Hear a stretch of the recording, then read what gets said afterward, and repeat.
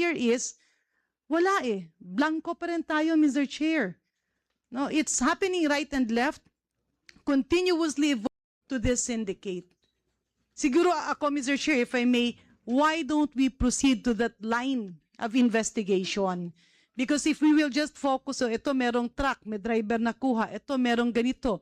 But we don't have faces, we don't have names, and I'm not sure if I heard it right in the news when I heard the Secretary of the Interior and Local Government saying that apparently in every area that a galamay or a pawn of the syndicate operates, there's a there's a government, probably an official or a whatever, backing that up. Unfair naman, no? Dun sa institution. Again, Congress was mentioned several times, and that's unfair to our institution if it is not true. And if in case it is true, then this official should also be answerable. But the point here is, wala eh. Blanco pa rin tayo, Mr. Chair. No, it's happening right and left, continuously evolving, strengthening itself, but we are still, it's still a faceless organization. Meron po ba tayong mga mukha o malalaking pangalan na talagang nasa taas? I mean, you cannot, it is okay to mention that in an executive session, but are there faces? Are there names? Mr. Chair, meron po ba?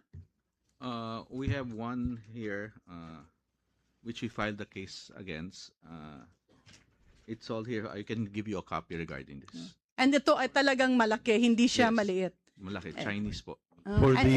To answer also to just continue with your query, we have also advised ahead Secretary John Vic Remulla to be present. He just was not able to attend today, but he will be present at the next hearing. So all other questions that you'd like to raise to him, we can raise at the appropriate time.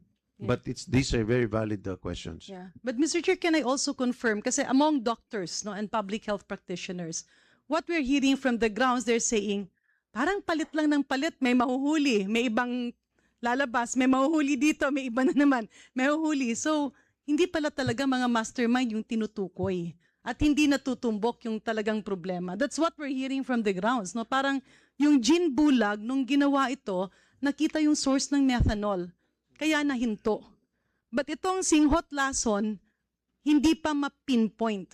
So ito bang kinasuhan, talaga bang siya na? O isa lang siya dun sa mga temporaryong galamay?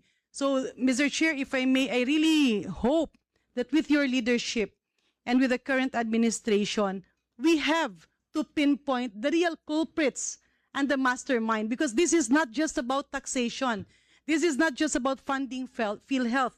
This is about lives, people dying, people ending up with cancer, people being poisoned, just because we have scrupulous and greedy people who are making money in exchange for the health of our Filipino families.